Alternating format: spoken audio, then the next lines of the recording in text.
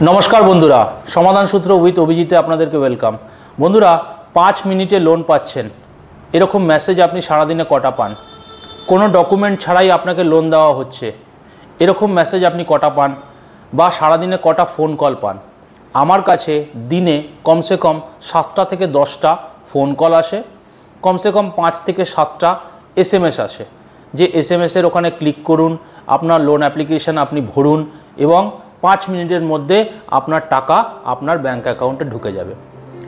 এই যে লোন এই যে চলছে কেন এটা হচ্ছে, আপনি এই লোনগুলো নেওয়ার আগে কি কি চিন্তা ভাবনা করবেন, আর যদি আপনি লোন নিয়ে থাকেন তাহলে আপনার কি কি করণীয়, আর আপনার সেফটি অ্যান্ড সিকিউরিটি মানে ফাইন্যান্সিয়াল সেফটি এবং সিকিউরিটি এই সমস্ত ব্যাপার নিয়ে আজকে আলোচনা করব।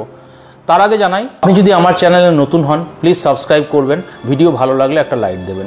বন্ধুরা চলে আসছি আমার টপিকে।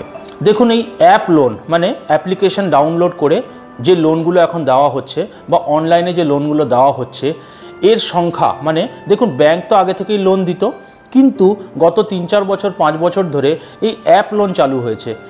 আপনি যদি paisabazaar.com যে ওয়েবসাইটটা আছে সেটাতে যান, আপনি দেখবেন 40 নেই করে 40 এনবিএফসিস আছে, মানে নন ব্যাংকিং ফাইন্যান্সিয়াল কোম্পানিজ, এরা লোন দিচ্ছে। আমি যদি মেজর কিছু লোন অ্যাপ বা লোনের কোম্পানির নাম করি তাহলে আপনি জানবেন যে মোবিকুইক, বাজাজ ফাইন্যান্স, তারপরে মনে করুন আপনার প্রেফার, তারপরে আপনার এল&টি, আদিত্য বিড়লা, এরকম প্রচুর লোনের, মানি ভিউ, এরকম প্রচুর লোনের অ্যাপ এখন বেরিয়েছে। ওনারা আপনাকে কাস্টমার কেয়ার থেকে ফোন করবে এবং আপনার ডাটাগুলো চাইবে। ডাটাগুলোর মধ্যে বেসিক্যালি কী চায় ওরা? আপনার আধার কার্ড চাইবে, আপনার ব্যাংকের স্টেটমেন্ট চাইবে, যদি আপনার বেশি লোনের প্রয়োজন হয় তাহলে হয়তো ফর্ম 16 চাইবে, এই ধরনের কিছু ডাটা নেবে, আপনার প্যান কার্ড নেবে এবং ওরা কি করবে, ওরা সিভিলটা রান করবে। সিভিলটা রান করিয়ে দেখে নেবে যে আপনি কত লোনের এলিজিবিলিটি আপনার আছে, দেখে আপনাকে কি করবে, আপনার ব্যাংক ডিটেলস নেবে এবং আপনার ব্যাংকের অ্যাকাউন্টে টাকা চলে আসবে। ইসিএস ম্যান্ডেটটা ওরা 1 টাকা আপনার অ্যাকাউন্টে প্রথমে পাঠাবে। এইভাবে বেসিক্যালি পুরো লোনের প্রসেসটা চলে। কিন্তু আমি কেন বলছি আপনাকে সাবধান হতে সেটা আগে জানাই। দেখুন, যদি আপনি পরিসংখ্যান অনুযায়ী যান, ভারতবর্ষে প্রত্যেক 10 জনের মধ্যে 8 জন ব্যক্তি যারা ইনকাম করেন, মানে কারোর ব্যবসা আছে বা কারোর স্যালারিড আছে, কেউ ছোটোখাটো কিছু করেন, প্রত্যেক এই 10 জনের মধ্যে 8 জন ভারতবাসী লোনাগ্রস্ত, মানে লোন নিয়ে বসে আছেন। আর পরিসংখ্যান বলছে অনলি 13%, মানে আপনি যদি 10 জন ধরেন তাহলে 1.3 এই ব্যক্তি যারা আছেন তারা কখনো লোন নেননি।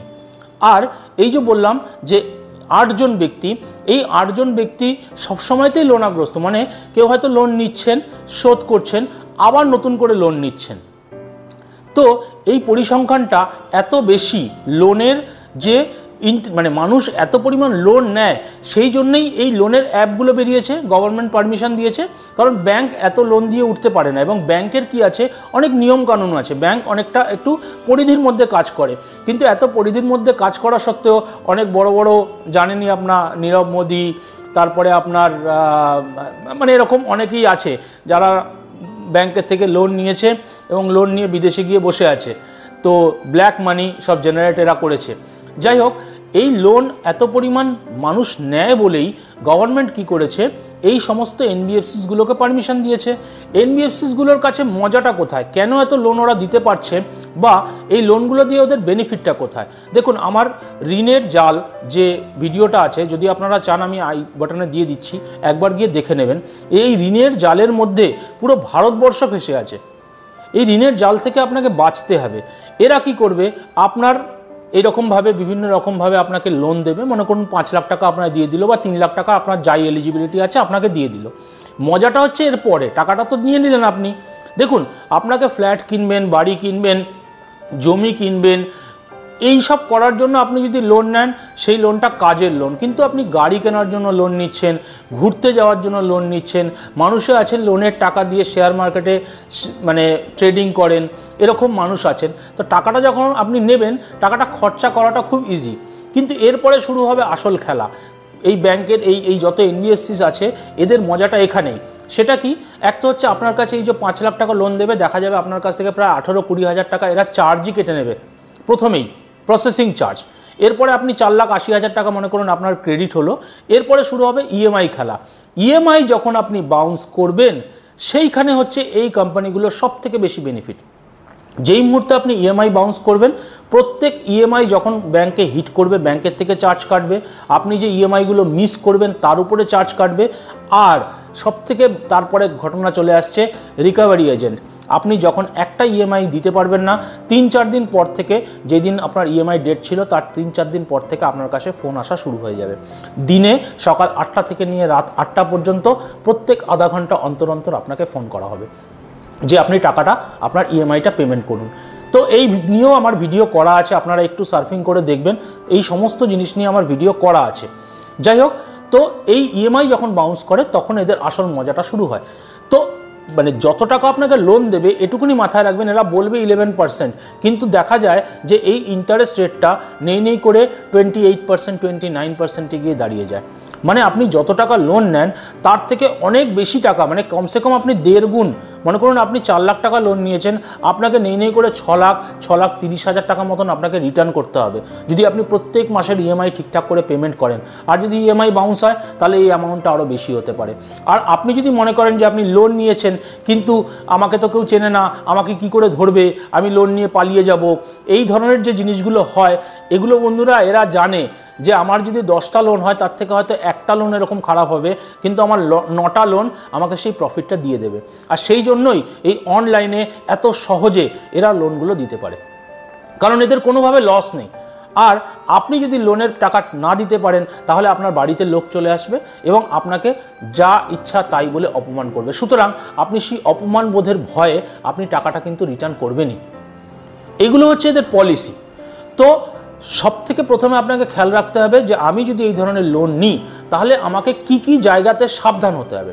প্রথম কথা, যদি কেউ লোন দেওয়ার আগেই আপনার কাছ থেকে ফিস চায় যে আপনার 5 লাখ টাকা স্যাংশন হচ্ছে, আপনাকে তার 2% মানে 10,000 টাকা আপনাকে ফিস দিতে হবে, সেই ফিসটা আপনি আগে আমাদের পেমেন্ট করবেন, তখনই আপনি কিন্তু ধরে ফেলবেন যে এরা কিন্তু জালিয়াতি।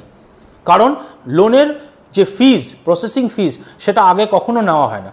যদি কেউ এরকম বলে যে আপনাকে এত টাকা স্যাংশন করিয়ে দিচ্ছি, আপনি আমাকে 1% আপনি আমাকে কি দেবেন, ওই যেটা বলে না ঘুষ, হ্যাঁ সেটা করবেন, সেখানেও আপনার বুঝে যাওয়া উচিত যেখানে কিন্তু কিছু গড়বড় আছে। আপনি যদি কোনো এরকম অ্যাপ থেকে লোন নেন তাহলে অবশ্যই সেই অ্যাপে যাবেন, গিয়ে অ্যাপের নিচে দেখবেন তার ডেসক্রিপশান দেওয়া থাকে, সেই ডেসক্রিপশানগুলো চেক করে নেবেন যে এরা ঠিকঠাক মানে কোম্পানি কিনা, কোনো জালিয়াত কোম্পানি তো নয়। প্রচুর দেখুন ভালো ভালো কোম্পানি আছে, আপনাদের নাম আমি বললামই, মানি ভিউ আছে, বাজাজ ফাইন্যান্স আছে, বাজাজ ফিনসার্ভ আছে, তারপরে প্রেফার আছে, টিভিএস আছে, আদিত্য বিড়লা আছে, টাটা ক্যাপিটাল আছে, এরকম প্রচুর কোম্পানি আছে যারা লেজিটিমেট, যারা ঠিকঠাকভাবে লোন দেয়। কিন্তু বন্ধুরা আবারও বলবো, লোন নেওয়ার আগে 10 বার ভাববেন যে লোনটা কি আদৌ দরকার। লোন যত ইচ্ছা নিন, কিন্তু ট্রাই করবেন যাতে নিজের ব্যাংক থেকে আপনি নিতে পারেন। ব্যাংক থেকে লোন নেওয়ার মতন সেফ অ্যান্ড সিকিউরিটি আর কোথাও নেই।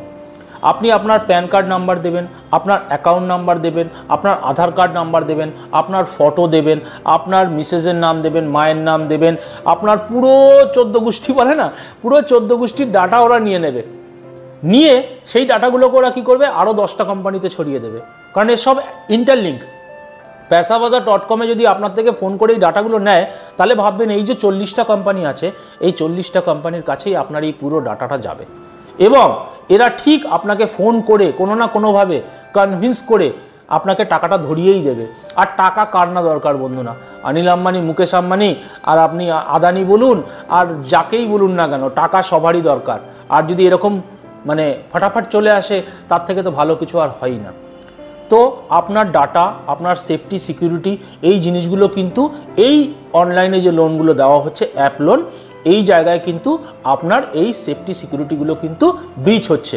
আপনার কোনো পার্সোনাল কোনো মানে সিকিউরিটি থাকছেই না, আপনি পুরো ওয়াইড ওপেন হয়ে গেলেন। আপনার মোবাইল নাম্বার থেকে শুরু করে আপনার এভরি ডাটা কি হলো, সবার কাছে ছড়িয়ে গেল। সে তো যাই আজকাল ফেসবুকে বলুন যেখানে হোক ছড়িয়ে যাই, কিন্তু যতটা পারবেন সেফলি এই অ্যাপগুলোকে ব্যবহার করবেন। আর লোন যদি না হয়, না দরকার হয়, প্লিজ লোন নেবেন না, লোনের জালে ফাঁসবেন না। আমার প্রচুর কাজের ভিডিও আছে, টাইম পেলে দেখবেন। সবাই ভালো থাকবেন, সুস্থ থাকবেন, দেখা হবে পরের আর একটা কাজের ভিডিওতে। জয় হিন্দ, জয় ভারত।